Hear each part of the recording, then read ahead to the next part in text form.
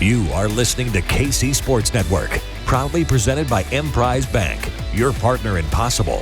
What's going on, everybody, and welcome back to another episode of No Other Pod. I'm Jimmy, along with my good, bright and cheery buddy, Daniel Kooser.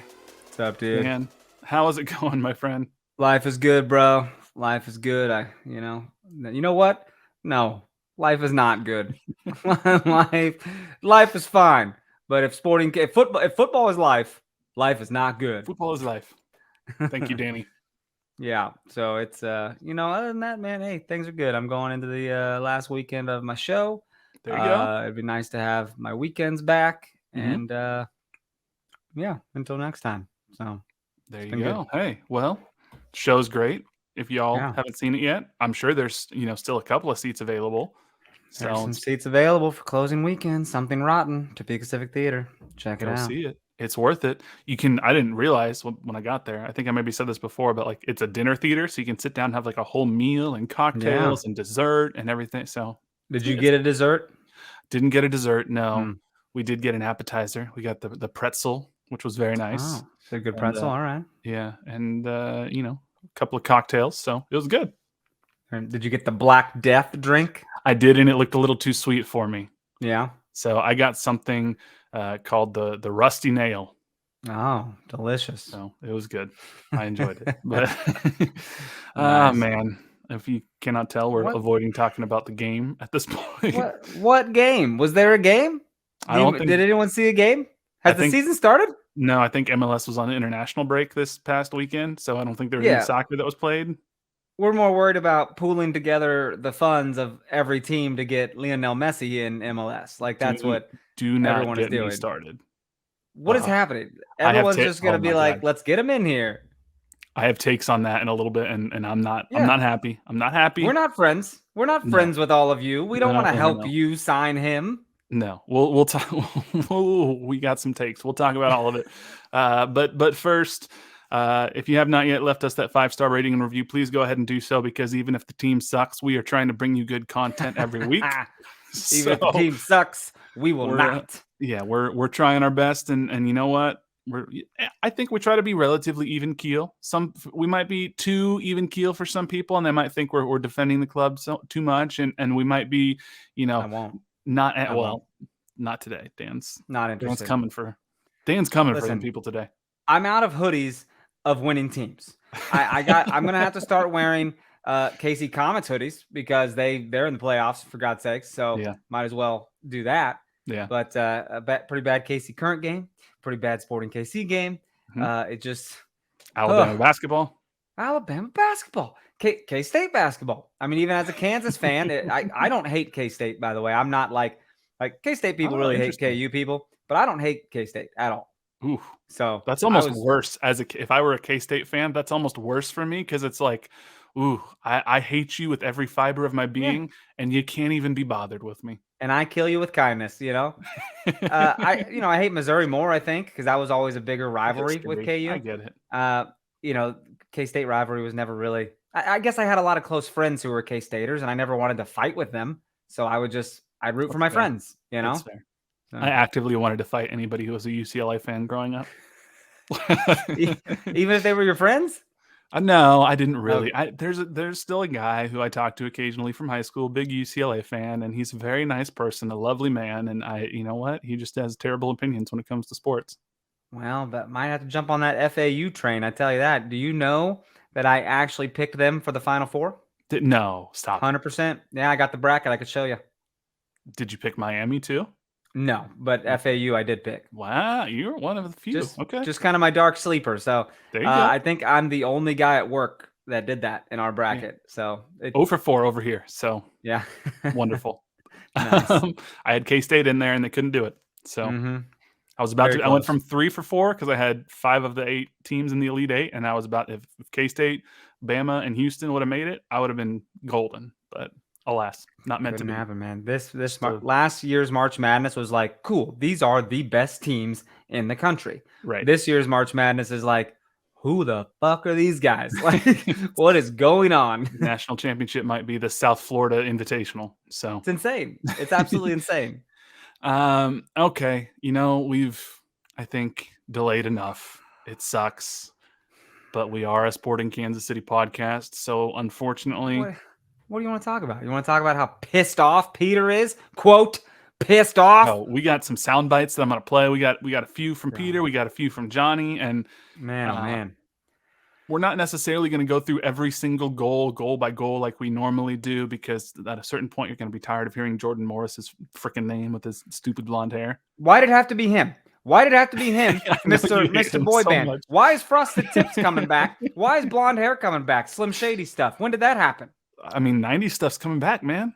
Are we old now? Because like when I did like a blonde streak in my hair one time, and people made fun of me, and I'm like, oh, I see we're still making fun of appearances. That's great. Real nice guys. I thought we moved past it as society. I thought we moved past that, talking about people's looks. Who gives a shit? And now we got freaking circa 02 Justin Timberlake out there dropping 4 goals on us. Yeah, it's not great. Not great. And it's even worse because the game started off so well. Like, I was texting you, I was all excited. Willy finally got his goal, and oh my God, he thanked the Lord. He did thank the Lord. He yelled at the Lord. He was like, God. And after in the post game, in his quotes, he made sure that he wanted you to know that he was thanking the Lord. Which, hey, that's fine. More power to him. It's just he said, his quote, "I was like, God, I keep praying. I'm just waiting for the first goal. I know when this first goal comes, everything is open. So I was really hoping I could score for my team. And I always wish I can help my team score goals. And then I did. So I was like, God, thank you. That was it. But still, thanks to God Almighty." I'm so glad God could do that for him. But then the result didn't go so well. So apparently, I'm so glad God could bless us with a Jordan Morris ass whooping. What the hell? That's what happened. Here, let me smite you with Jordan Morris and his boy band goals. It's unbelievable. I'm fired up, bro. I wish it was 4 goals. I wish it was from 4 different players, because when it's from the same goddamn player, you start to think, who's guarding this person? Oh, wait, nobody. Should be Andreu Fontas. Nah, maybe keep him off sides. Nah, Ben Sweat will leave him on sides. It's out of control. I'm fired up, dude. Jordan Morris is a fucking... I can't believe it. I couldn't believe it was him. Why? 4 goals? He's like the top goal scorer in the league right now. Mister didn't want to go to Europe because he has a girlfriend and a dog. I mean, so he stayed in the U.S. Let him, choose his own path of happiness. I'm sorry. It's I'm he. Look at me. I'm rocking the high pony today. I'm heated, bro. You're ready to go. I knew it would get hot, so I had to get the hair off my neck. You told me that you put the pony on in the show and you're about to do some dancing, because it's like when you get ready for some physical exertion. So I can tell that you came to this podcast ready for some physical exertion. So when the hair's up, when I'm on stage, he's about to dance. Look. Okay, there's really next to nothing positive to take from this game, but except for that goal. Great finish by Willy. We're going to start with this goal. Great finish by Willy. And I'm watching it on my screen up here. Ironically, Ben Sweat is the one who kind of laid it off to Daniel. But Daniel whoopsie-doos around one guy and then cuts back around another guy, fires a pretty decent shot on the near post on target. Stephen Fry, he's a very good goalkeeper. But it's Stephen Fry, so blocked. Right. He gets a hand to it. But this is the key. It was a shot on target with power, and that's what some of the Sporting Kansas City shots this season have been missing. They've been on target, but they've been very, very weak in terms of power, because if nothing else, get the ball on frame and do it with enough power that the keeper can't just collect it, because you never know what's going to happen if there's a rebound. And Mr. Willy Agada was right there in position off his left foot, not his right foot, left foot, granted, from point-blank range, puts it in the back of the net. 4.5 minutes into this game, Sporting Kansas City are up 1-0 on the Seattle Sounders, and we're all thinking, thank God, this team might finally be on track. He put it in the top of the net. That bitch was like, boom, fired right in there. It was awesome. You know how a highlight package is about 6 minutes, right? Yeah. Buddy, you would think maybe Sporting had some other good moments. No, we were featured in the first 30 seconds of those 6-minute highlights, and then it was a Seattle Sounders season recap fan reel or something. It was just nonstop, just killing us. It's pretty rough. Ben Sweat made the reel a couple times, not in a good way. Yeah. Well, the first goal. So I mean, we got some quotes from Peter, like I said later. And let me tell you, I do not want to be Ben Sweat this week or in the next couple of weeks. I don't know what's going to happen. And I've been on Ben Sweat since last year. He's not my favorite defender. He has some skill offensively, but he's been very much defensive liability. And Tim Leibold, the new left back, has not been available due to injury. So we're going to have to get a little creative this upcoming week. We'll see. I got some ideas. Unfortunately, 23rd minute, this kind of starts with a little bit of poor defensive play and positioning from Graham Zusi. He just kind of gets beat down the left side by Leo Chu, who is not a world beater, because Seattle had a handful of people, 4 or 5 people out who are normally playing, and Leo Chu is not somebody who's normally in there. He just kind of blows past Graham Zusi. Zusi tries to recover, can't. And then Chu, granted, perfectly weighted, very well crossed ball into the box to find Jordan Morris almost exactly on the penalty spot. But here's my complaint. What's Andreu Fontes doing? What's Ben Sweat doing? Lollygagging behind Jordan Morris. Not a single one of them are running with the striker, who's running right down the middle of the field, who gets a wide open, basically tap in past John Polskamp, who at that point is just kind of left out to dry. Andreu Fontes was just like, he looked tired, like he had to make a big run to guard Jordan Morris or something. Mm-hmm. And I'm like, you just made Jordan Morris look so good. Yep. And it's like, is he the deal now? Because he's going to get, player of the freaking week. You just dropped 4 goals on a team, for God's sakes. Like, it's huge. Man of the match day, you mean? Yes, man of the match day. Dumb. Dumb. It sounds like man of La Mancha. I don't like it. Man of the match day is now player of the week. But yeah, it's it sucked. And it went into the half 1-1. And you're thinking, okay, there's still plenty of opportunity. But why? Why are you thinking that? Because there was nothing else that showed good from us in that first half. Right. So you're correct. I mean, I wouldn't be thinking that. 30 minutes, Seattle basically ran the game.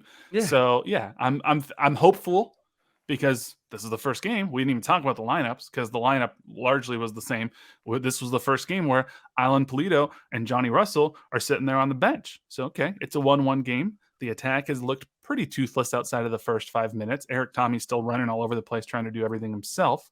So maybe, just maybe, Johnny Russell can come in and make a difference. Alan Pulido can come in and make a difference. Felipe Hernandez came in at halftime because Roger wasn't getting it done. So Peter's sitting there looking at like options and he's got available. And he's like, okay, I'm going to make some changes here. And then, the one change he maybe needed to make, but couldn't really, because there's no other left back currently healthy on the roster, is taking Ben Sweat off the field. But that's when we get to the 54th minute. And, Graham Zusi tries to clear the ball from deep in the corner. He can't quite do it. Seattle has the ball, and it's laid off for Jordan Morris, who clearly looks offside, and it's not even actually really close. He's very much offside by almost a full yard, except for the fact that, for whatever reason, Ben Sweat is 2.5 to almost, it looked like 3 full yards behind the rest of the line, kept Jordan Morris onside. Otherwise, he would have been off. Goal. Kept him onside, man. Kept him onside. That's all it took for like floodgates to open, right? That 1-1, whoever gets that next goal, momentum shifts, and boy, did it ever. When it was Jordan Morris again, I was like, no, damn it. You mark this guy. He's your guy. You're a center back. Right. So that's your guy. Right. And we just couldn't. And then he's rising up and getting headers over people. What? Well, and this is after, so right before the goal, I forgot to mention, Ben Sweat got his first of 2 yellow cards in the span of 10 minutes, where he goes on a crunching tackle on Christian Roldan. I didn't watch the broadcast, obviously, because I was at the game. I've been told the broadcasters kind of were questioning whether it was card worthy. Peter thought it was a red. Right, and it might be, because he goes in late and studs up. Then he gives up that goal, so now it's 2-1. And then within 10 minutes of getting that first yellow card, Sporting KC are on the attack.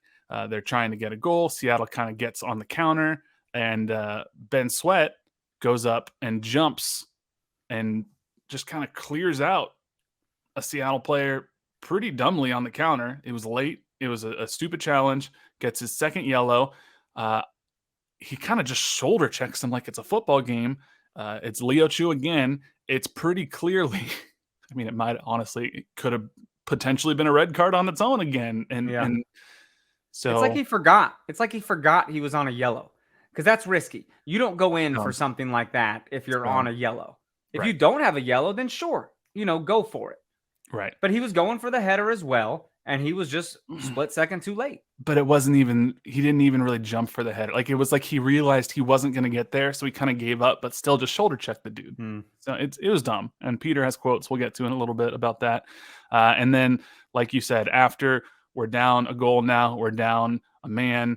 Jordan Morris gets a free. When did Johnny come on? In the box. Johnny came on right before the red card. Johnny came on in the 61st minute, and Ben Sweat got the red card in the 63rd minute. Because Peter said if there was a red card, I probably wouldn't have even brought Johnny on. He was like, now I got Johnny. I'm trying to have Johnny get 30 solid minutes in a game. Now suddenly he's running around down a man trying to do everything more himself. He goes, I didn't bring in Allen because what's the point?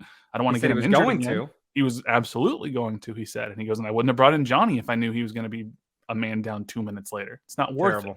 Yeah, comes in expecting to change the game, and then boom, red card. Now the game is drastically changed. Right. And you know what? Then 68th minute, Jordan Morris gets another free shot on goal from the box. He's just, touching it down with his right foot. And then in the 77th minute, we give the ball away again. Just giving it away. I don't know really what happened here. Johnny Russell passed the ball back to Robert Volader, who then thought Remy Voltaire was going to get it. And then Jordan Morris just is skying over people, like you said. There are 4 Sporting Kansas City defenders within 3 yards of him. Not a single one of them jumps. And he jumps up like he's friggin' Michael Jordan, jumping to dunk from the free throw line and just heads it right. Looking like a doggone international designated player. Looking like a freaking superstar, dude. Unbelievable. Now, is Jordan Morris a great player? Yes. But is he 4 goals a game great? No. I don't think so. I don't like that. And then you go off and you dye your hair. How dare you, sir? You foolish fuck. I swear to God, dude. He was all frosted up. I was like, I was mad. I was mad because he's gorgeous. Because he's gorgeous. All right? That's why I'm mad. It's a jealousy thing. It is. So we got a lot more analysis that we want to talk about, including something I've never heard at Children's Mercy Park before this game. And I don't know if you heard of this or not, but that's a tease. I want to talk about it. But first, we're going to throw it to a break real quick. Come on back. Whether you're a Chiefs, Royals, Sporting KC, KC Current, K-State, KU, or Mizzou fan, we've got you covered. Thanks for watching this production of KC Sports Network, proudly presented by Emprise Bank. All right, we are back. And I mentioned before the break that something happened that I had never really seen or heard at Children's Mercy Park before, because the Sporting Kansas City fan base is known to be very loyal. They had the consecutive sellout streak that lasted for seasons upon seasons. Sporting Kansas City's down 4-1 at home. I forget how many minutes of stoppage time were added, some amount of minutes. I don't remember, 4 minutes, something like that. And as the ball sort of been played around or whatnot in Seattle's killing time, you start hearing a chant from the Cauldron area of blow the whistle, clap, clap, clap, clap, clap, blow the whistle. And the only time I ever hear the blow the whistle chant is when it's a close game and we're winning. And it's like, okay, let's end this game. Like, we want to get out of here. Now, suddenly I'm hearing the blow the whistle chant asking for a mercy killing of your own team. And then the ref finally blows the whistle, and I don't want to make it seem like it was the entire stadium, but it was a noticeable percentage of the fans who were there start booing. And I'm not going to rip them for it because I understand the frustration with the results here. So I don't remember this ever happening at Children's Mercy Park. You say a noticeable percentage. That's also because a noticeable percentage already left. You know how you're not supposed to be able to read the word sporting on the East seats. But towards the end of that game, you could read Sporting. Mm-hmm. Yeah. So let me break it down to you. Things have been weird from a Sporting KC fan standpoint for a bit. Mm-hmm. The product on the field has been different. Mm-hmm. It's been some frustrating times. Front office has been a little frustrating. Mm-hmm. Even to fans, I've heard from numerous people, it just feels different. Mm-hmm. The fan experience feels compromised. Being a season ticket holder doesn't feel as important anymore. It feels like it feels like a place that you have frequented was like bought out by a big corporation and they just kept the name, but changed a lot of stuff that, wasn't favorable to the consumer. Sure. So you don't see this all much because you're not a season ticket holder. I kind of see it. I've been a season ticket holder for a bit, but I've heard from a lot of people that the fan experience has just kind of been lacking in these past years. Yeah, I mean, I think there's a good amount to be said for that. I think especially as new clubs continue to expand and join MLS, as they're getting new stadiums, they're continuing to ramp up concession options, as they're continuing to increase the fan experience and compete for the fan experience. This is an opportunity and a challenge both for Sporting Kansas City to kind of take a new, fresh look at things that, yeah, when they did the rebrand, they executed it perfectly. I mean, even though that the rebrand initially, there was a little bit of pushback with the name, the way they went about it over the next 4, 5, 6 years, A++, perfect, 100%. And I think we've said before, it feels like they've been kind of riding that a little bit. So there's an opportunity here, both on the field and in the fan experience, to kind of take a fresh look at things and say, okay, what do we need to do to make sure that we are competing in 2023 MLS and not in 2015, 16, 17 MLS? I think there's a large conversation that can be had there, both on field and in the fan experience. I think Peter Veremes, I'm going to say something that some people are probably going to get mad at me about. I think he is slowly starting to get there, slower than a lot of people would like, but I do think he is trying to evolve how he builds a team. It has just been probably a year or two slower than some people would want. And then some of the moves that he has made, he has gotten unlucky in terms of injuries with both Gadi Kinda and Alan Pulido, who had injuries that were not problems before they came here. They were not injury prone. They did not have a history of knee issues. So there were some swings that were taken. A big one was attempted to be taken this past offseason with Cristiano Ronaldo. Didn't work out. So I think there's some things there off field, whole other conversation. Fans are understandably very upset right now, maybe more so than I've seen them. I'm not going to put any stock into the fire Veremes, quote unquote, movement, because it's not going to happen.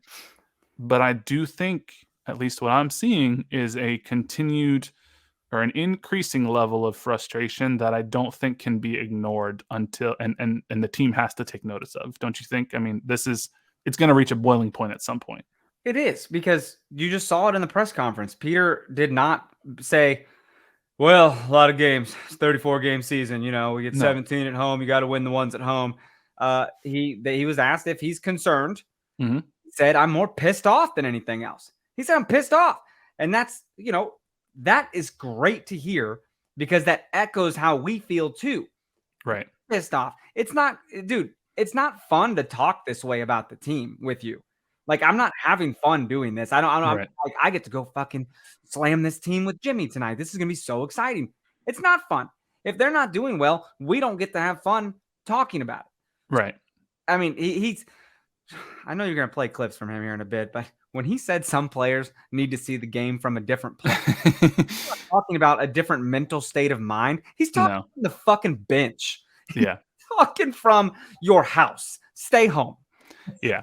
So let's start with a clip here from Peter Veremes. You mentioned about how he's, he was asked, are you concerned about the form of the team right now? Where are you at? And you mentioned, he said he's pissed off. So we have the quote here, the audio clip from Peter Veremes, that answer. So we're going to go ahead and play that. I'm more pissed off than anything else. Pissed. I think that very naive mistakes. I think our back line was poor tonight. And that's the part that really pisses me off. So I'll have to deal with that. And I'm very interested in getting all the other guys back, because some people need to see the game from a different place. Well, how about I just quote the whole thing before you play it? Did I know that? I did not know that was coming up right now, so that was fun. Well, so yeah, he said he's pissed off, which I think a lot of fans are, and the reaction when I put that out on Twitter, a lot of fans were like, "Oh, if only you were in a position to do something about it," which I get. I mean, understand. If only you had soul power. Right. But the line in there to me that for some reason gets me more than anything is when he's talking about how poor the back line played, and he was like, so I'm going to have to deal with that. And he kind of just let it sit there for a second. And I was like, oh God, I don't want to be on the end of that dealing with, because it didn't sound fun. Not great, dude. We know what happens if you lack effort on this team. You will not see the field. Dude, I don't know if Ben Sweat gets waived or something, but they're not afraid to do that. Right. Well, we got a couple more quotes here. Peter kind of gave an assessment. You want me to say them before he says them?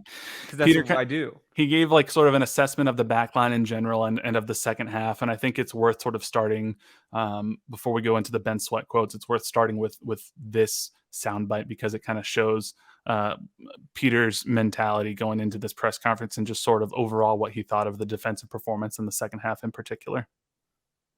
Again, we keep the players on sides because we're not up with the game. So, like I said, back line basically deteriorated as the game went on. 3 goals from crosses. Yeah, just unacceptable. So, very, very poor after that point. We went down the man, and then we were just we lost balls, and I had to get guys off the field because I can't put guys in bad positions. Obviously, then I'd already thrown Johnny on, and he's now supposed to come into the game and, get 30 minutes with not having to kill himself, and now he's got to play a man down. Definitely not the plan. And it sucks because we were going to see Alan Polito that night. We were going to see Johnny Russell potentially be Johnny Russell. And the second the red card happens, the entire plan goes out the window, and now you're fighting for 30 minutes. And he said the back line deteriorated as the game went on. And again, you're down a man, but there's really no excuse. Here's the problem. Our first 4 games, you could say, holy shit, we look really good. We're creating like the second most chances in MLS. Mm-hmm. That's great. Not finishing, but creating. And that's a great thing. Those chances will land. We will complete them. But then this 5th game happens, and it's like, oh, we were the worst team in MLS. The worst. Like, it's just, we didn't create anything.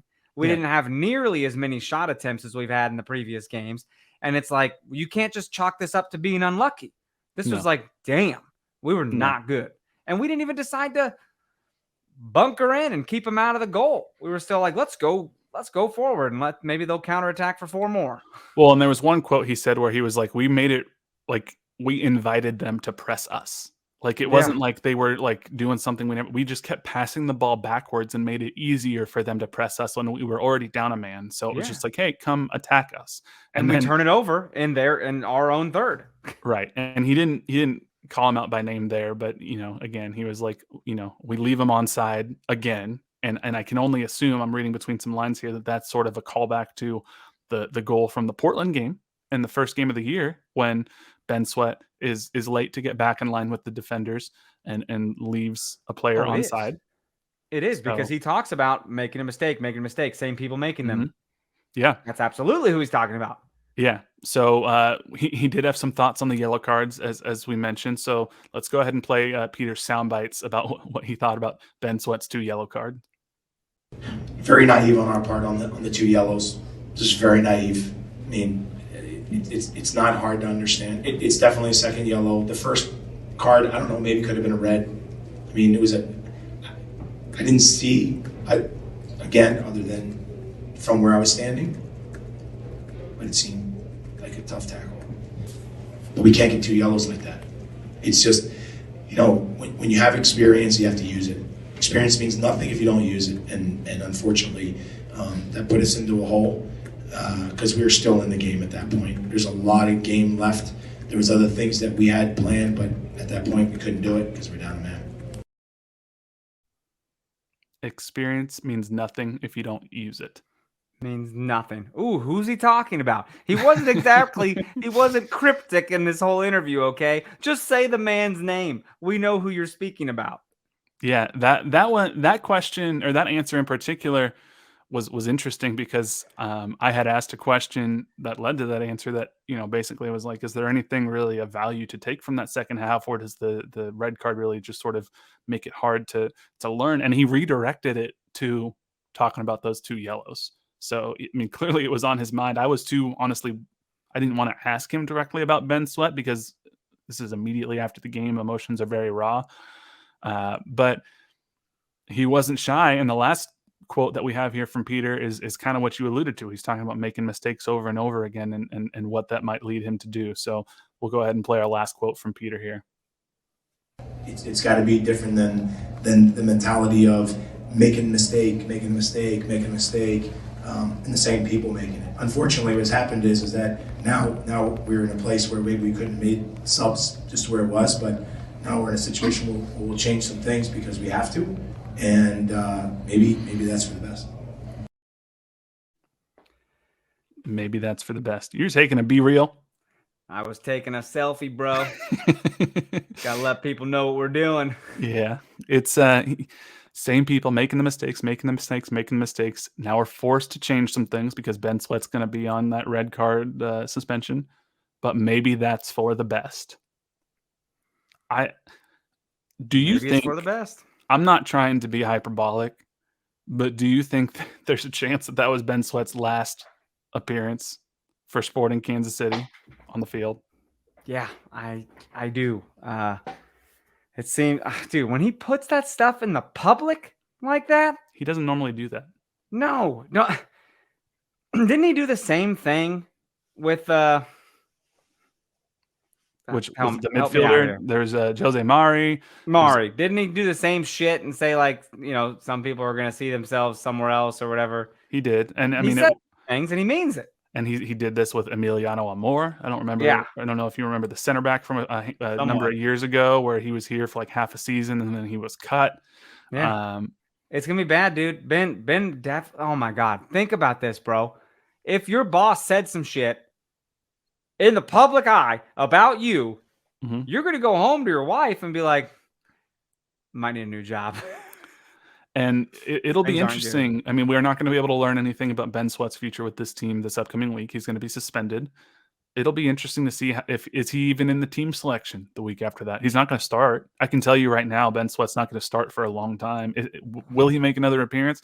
I don't think he's going to get cut. Some people want him to be cut. I don't think he's going to get cut because if nothing else, some people are brutal with Sporting people's livelihood. Well, that's true. And Sporting KC needs warm bodies right now. Our other 2 left backs are Logan and Denbe and Tim Leibold. And Leibold's going to be back soon, but probably not this week with a hamstring injury. So I don't know, man. It sucked. And then, Johnny sounded so dejected after. We have some quotes from Johnny, but before we go to those Johnny quotes, we're going to kick it to another break, and then we'll be back to hear from the captain, Johnny Russell. Whether you're a Chiefs, Royals, Sporting KC, KC Current, K-State, KU, or Mizzou fan, we've got you covered. Thanks for watching this production of KC Sports Network, proudly presented by Emprise Bank. All right, we are back. I was excited to talk to Johnny Russell after the game before I knew what the result was going to be. I was like, great, we're going to have Johnny back. He's a high energy guy. We've had him on this podcast. We know how fun he is to talk to. I have never heard Johnny Russell. I think it was Chad Smith on Twitter who said he sounded dejected, and it's true. I've never heard Johnny sound the way he did, and they didn't put video out on this, by the way. They didn't put this out. No, there's no video. Here's some audio that we got from the locker room. We're going to start with his reaction to what Peter said about being more pissed than concerned. Johnny was asked about that, and here was his reaction to Peter's answer. Yeah, I would agree with him. More sort of pissed at the situation than worried, but I mean, we can't allow it to continue, or then it does become very worrisome. I'm not going to panic right now, but like I said, we can't fall back on, we've got plenty of time, because we know in this league how hard it is to claw back, points and positioning when you leave yourself too much to do. We know it more than anyone, so we have to figure it out, and we have to figure it out quick. Man, he doesn't sound great. Doesn't sound like he's ready to go on a parade. No, and the first question to him in the postgame was like, "How are you feeling?" And he was like, "Physically, I feel fine." Yeah, but you don't feel good after that game, and you can hear him in his voice. He's like, "Yeah, I would agree. I'm more pissed," but he doesn't even sound pissed. It almost sounded defeated, and I don't think he is defeated. It's embarrassing, right? He's embarrassed. Probably, yeah. He's the captain, and I know he has mentioned before that it's been tough not being able to be out there with the guys as the captain. That's what he told us at media day. I want to be there with them, and it's different not being able to be out there. And he finally gets out there, and this is what happened. And he was like, he alluded to last year. We know more than most how hard it is to claw back from a hole. We have to react quick. He kind of elaborated on this answer about what the reaction needs to be from the Sporting Kansas City players. So we'll go ahead and play that clip right now too. I mean, there has to be a reaction. I mean, if you just look at the situation we're in right now, if that doesn't hurt you where we are in the league, I know it's the start of the year, but let's not make excuses about that. We said that last year as well. It's just the start. We've got plenty of time. We can't fall back into the same ways as we did last year. So there has to be a massive bounce back, and we're not making it easy for ourselves because it's a really, really tough place we're about to go next weekend. So we have to be at the very top of our game, which we should have. Going into tonight, we should have had confidence to do that, and we just didn't show it enough. Yeah, we got a tough place to go next weekend. We're excited about it to go to the MLS Cup runner-ups. That'll be great. Right. It's just I think it. On one hand, if you take anything positive from what he's saying as a fan, you're hearing a player be like, we cannot do what we did last year. We said last year, oh, it's early, oh, this, oh, that. We cannot do that again. It's a trap. Yeah. So, I think there's merit to that. And that's in the back of your head, though, right? You're like, there's time. We have time. Natural. But it's let's fucking go. Factually, it's correct. It's 5 games into a 34-game season. There is time. But 5 games turns into 10 games, turns into 15, 25. Suddenly you're at the end of the year. Like you can't keep doing this this way. There has to be results, and as he said, that it has to be quick. We've been talking about on this podcast the underlying stats, and I put a thread up the other day of like, look at what American Soccer Analysis is saying, and Sporting Kansas City has actually been a pretty decent side or whatnot. It's just been a little bit unlucky, which I still maintain has been true. That wasn't the case here in this game. This game, everything came undone and unraveled in a way that is indefensible.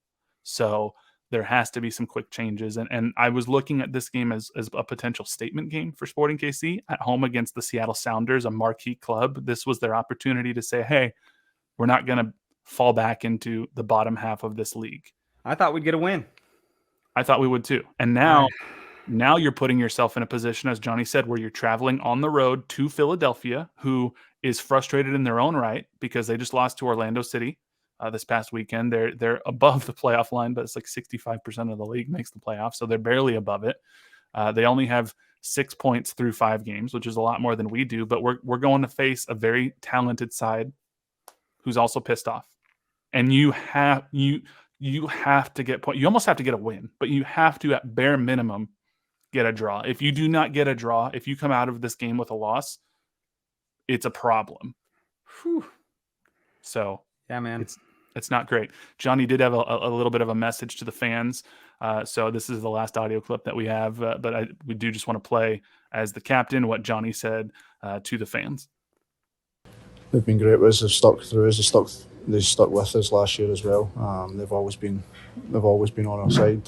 But it's up to us that we have to show something. We have to show that we want to be here. We're willing to fight for this club.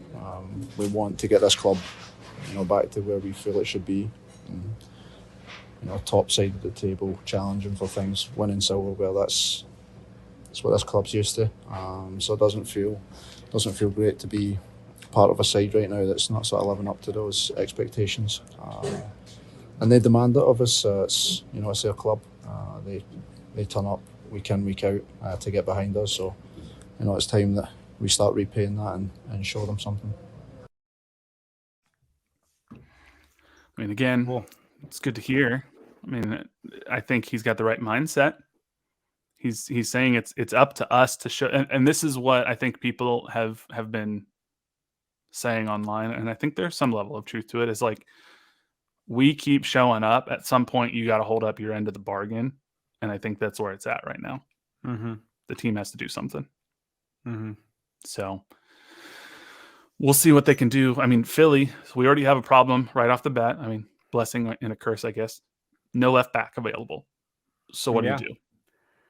I mean, I what was it? Chad that asked in the press conference, asked Peter, who goes back there, like Cam Duke or Caden or what? Yeah, Chad was trying to make the roster. Hey, right there with Peter. It was awesome. Hey, credit to him for shooting his shot. And Peter was like, "There's time to talk about that later." Now, here's maybe why Peter didn't want to get into it at that moment. Daniel Sperry has reported that Danny Rosero, the center back from Colombia, arrived in Kansas City over the weekend. Finally, he is here. He has been training with his team in Colombia, so he should be close to match fit. He should be potentially available for selection this upcoming weekend at Philadelphia. Now, it's very difficult to be with a team for a week and then slide into the starting lineup. But that happened with Veremes last year, right? Didn't he come and then 2 days later he was starting at striker? Yeah. So here's my idea.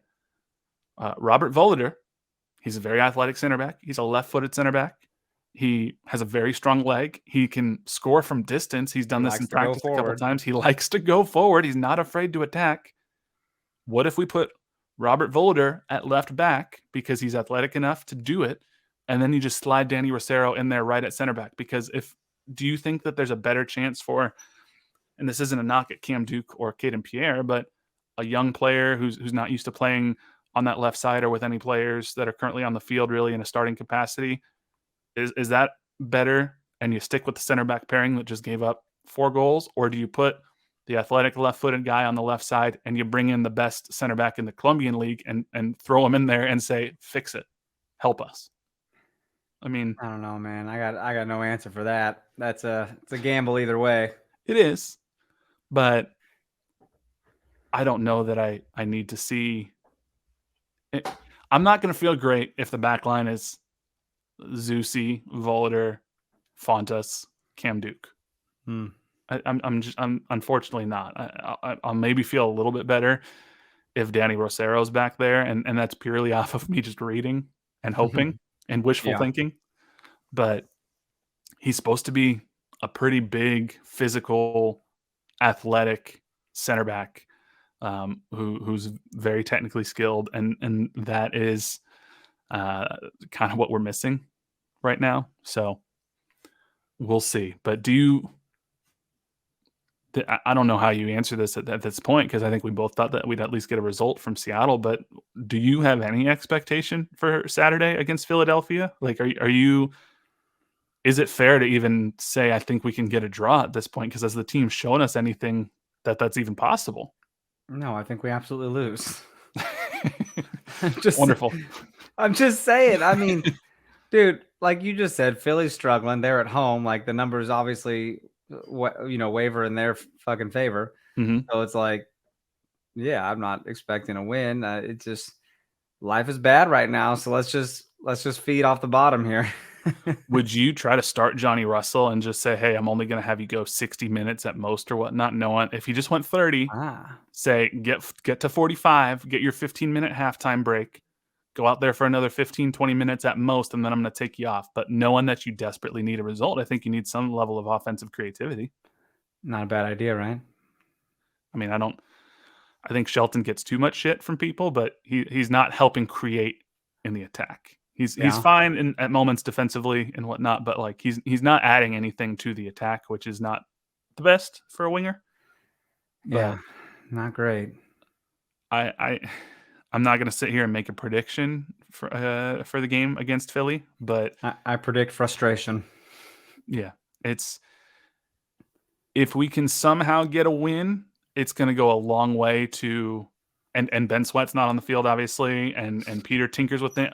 Maybe Peter changes the formation up a little bit. Who knows? I don't know. Maybe he doesn't put Robert Volader at left back. Maybe he goes with a back three of Fontes, Volader, and Rosero, and then he uses. We have too many defenders, so let's take one away. Then he can use Zusi and I don't know Cam Duke as wing backs, so it can fluctuate between a back five and a back three when you're in the attack. You're getting wild. Are you feeling all right?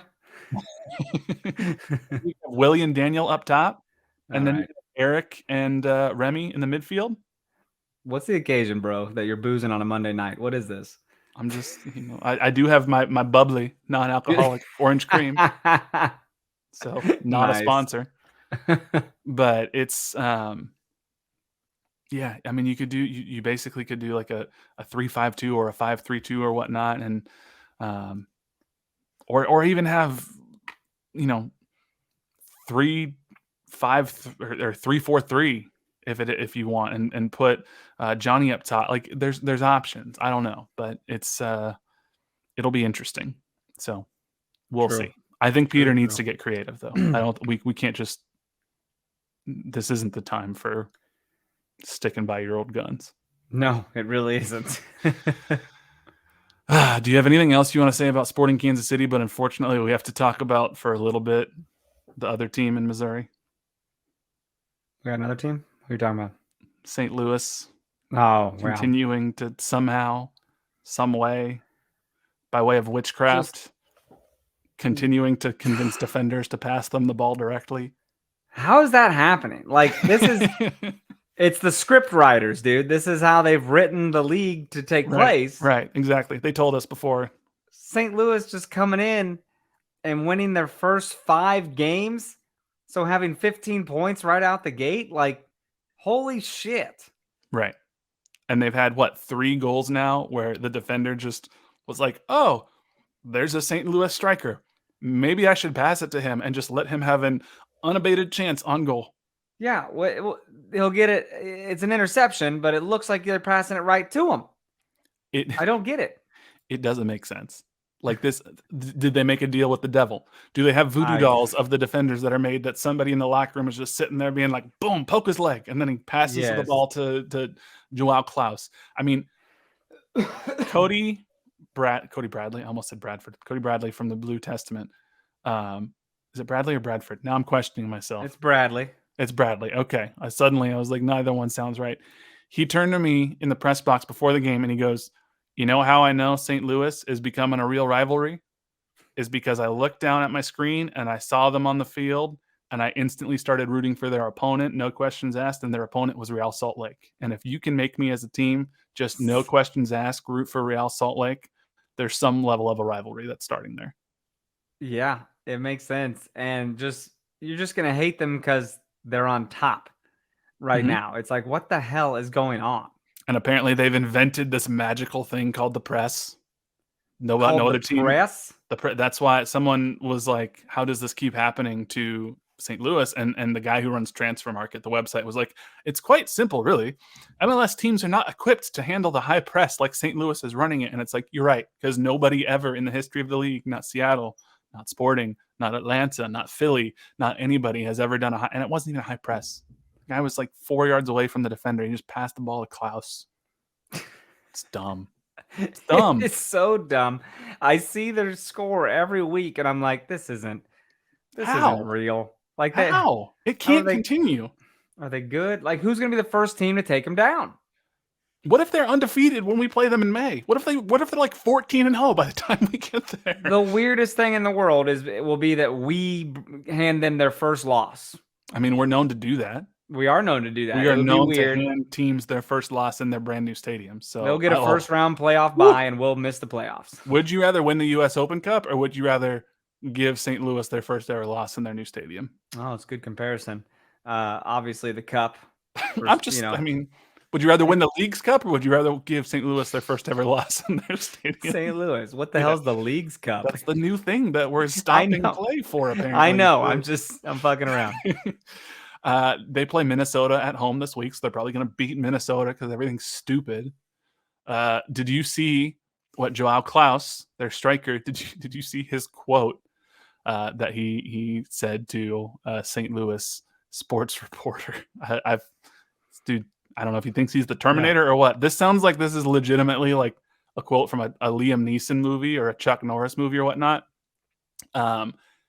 So he was asked about his determination when going for a goal against an opponent. And honest to God, this is a direct quote. Either my mother cries or your mother cries. And I don't like to see my mother cry. It's time to kick ass and chew bubble gum, and I'm all out of gum. What is happening? This dude is like, do you think he's the Terminator? He's like, he's Jesse Ventura from Predator. I ain't got time to bleed. I'm like, this is like, that's what I would expect. Like when you're getting ready. I mean, it's the week leading up to WrestleMania. You get, two wrestlers that are getting in the ring. Roman Reigns is trying to take on Cody Rhodes, Lesnar. But I mean, this is the type of thing that like you'd get them both in the middle of the ring and they're talking shit, and he grabs the mic and he goes, either my mother cries or your mother cries, and I don't like to see my mother cry. And then he'd stunner him or something. Like this isn't an MLS quote. It's kind of amazing. I love it, and I'm here for it. And I think put it on. If they're not putting it on a shirt, they should, or a tifo or something. 100%. It's a lot. It's a little wordy. It's a little wordy, but it needs to be on something. It's so frustrating because St. Louis thinks that they're reinventing soccer, and they're not. But I mean, it's just. And then Atlanta, they've been really good, and Thiago Almada goes down to play with Argentina, and he's scoring goals down there. And suddenly, when Almada's away from Atlanta, they're losing 6-1 to Columbus. It's just this is weird league. This league's always been weird. Mm-hmm. It's not great. Portland's got a player who's saying that the team's lying about him and why he's not playing. So there's more controversy up in Portland. Love that. I don't know, man. It's frustrating. Kai Kamara got a game winner for Chicago late after they blew a lead against Miami. Can't say I knew Kai Kamara was playing for Chicago. There you go.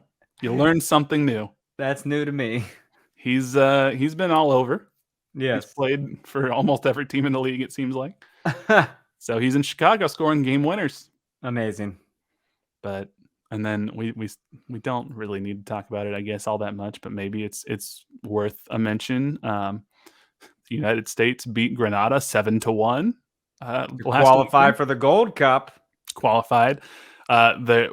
They're actually currently playing, is it Honduras at the time of this recording? No, El Salvador, sorry. It's currently tied at just about halftime, so we don't know what happens there. But, I mean, cool, I guess. 7-1 over Grenada. I don't know that there's much to take from that. The biggest news in U.S. men's national team Twitter sphere, I guess, is there is a young player who's been playing with the English youth teams, Florian Balogun. He's a striker. He's 21 years old. He currently plays for League One Teague Reims. I'm probably saying that wrong. He's on loan from Arsenal. He's got a number of goals in League One. He's apparently in Orlando, or was in Orlando, where the U.S. men's national team camp is, and all the reporting seems to indicate that he's going to file a one-time switch away from England to the United States of America. Wow. And if this happens, he basically instantly becomes our best striker. Wow. So there's some positive news, I guess, to end the week on, or end the episode on, is that we might get potentially, quality, threatening striker that we've been so desperately missing at the national team level. So hey, I dig it. But I don't know, man. It was kind of a rough sports week. Since we're probably about to wrap things up, you want to hear a funny non-soccer related story? Go for it. You want me to make you laugh? Do it. So get this. We're at my show last weekend, and I'm about to go on stage, and our stage manager pulls me over. Let me paint the picture for you. She pulls me over right before I go on, and she goes, "There's something flying around in here." And I go, "I'm sorry, what?" And she goes, like a bird or something. I'm like, okay. So I go out there, I do my scene, and I then have a little break back in the back, and I'm talking to my stage wife. She plays my wife on stage, and I'm like, "Is there something flying around in here? Shannon just told me there's a bird."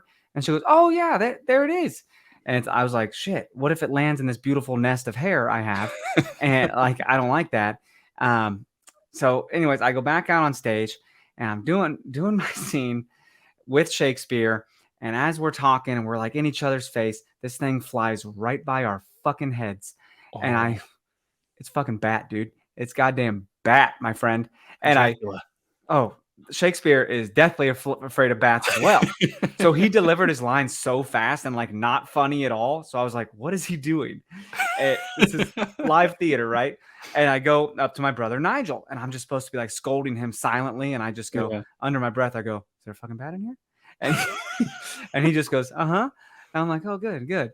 And so then my big song at the end happens and this bitch is just zoom. And we do my final pose, and the tap dance number and everything. And I'm off stage after that. I'm like, fuck this. I run to the back. I've never been more athletic in tap shoes, not slipping at all. And now everyone's trying to get this motherfucker out, trying to get it out of the theater, right? One guy like has a cape. Our assistant stage manager, by the way, is like 7'9". Motherfucker is a literal giant. he palms this thing, with his cape and like gets it outside. And I'm standing at a great distance. And I'm like, hold me back. I'm like, close the door. And it's fluttering around. It gets away from him and it's fluttering around. And I'm with Shakespeare. His name's Adam. I'm like, it won't come over here, Adam, will it? Will it come over here, Adam? And it comes at us. And we go, oh! This is all happening in intermission. I'm deadly afraid of these things, man. How do you do with birds and bats and flying things? No, they don't bother me. Oh, they don't bother you? No. You're just fine. Yeah. What would you do if there's a bat in your house? They're more scared of you than you are them. I don't know. I'd disagree. It came at me. Probably try to just usher it out of the back. You would just usher it? You would just be like, shoo, little cutie. Probably get like a broom or something and try to be like, okay, let's go over here. And, there's the door. Have a good life. So cool. You were so calm and collected, man. I've never shown so quickly that I could not protect anyone. Well, I won't tell you then that when my cousin was very small, a bat got in their house and bit him. So, oh, your cousin's a vamp. Now he's a vampire. No, he's fine. He's cool. Did it hurt? It's totally fine. I would imagine it did, but he was like 2, 3. Oh, he's only 2 years old. Yeah, they took him to the hospital and got him screened for Kawasaki disease or whatnot. So. Rabies and shit. Yeah. He's fine. But he's a baby, so he didn't know at all. Yeah. Now he's like 7, just chilling. Dude, he's living in Florida, so maybe that's what's wrong with him. But now he can like talk to bats and shit. Now he's like Batman. Yeah. He's Jared Leto. Yeah. So, the whole movie was about him. Shoot. But I had to share that with you. I saw we had some time. Hopefully I made everybody laugh. It was a time. It was a sight. Well, it's good to end the episode on a laugh because there's not a whole lot else to smile about with sporting right now. So not much to smile about. Thank you all so much. Appreciate those clips you got. Oh yeah, absolutely. We'll try to do that more. Thank you all so much for sticking with us. Please continue to listen. Send us your questions. Send us your thoughts. I know things are frustrating right now from the team perspective, but we're going to try to continue to be here to bring you some entertainment every week. Make sure you follow us on Twitter at NoOtherPod, at Dan Kooser, at JCMac03. Shoot us an email, nootherpod@gmail.com. Check us out on YouTube at KCSN Soccer. You can see our smiling / frustrating / angry faces as you watch the podcast. And make sure you leave us that 5-star rating and review. But until then, he's Dan. I'm Jimmy. We'll catch y'all later. See ya.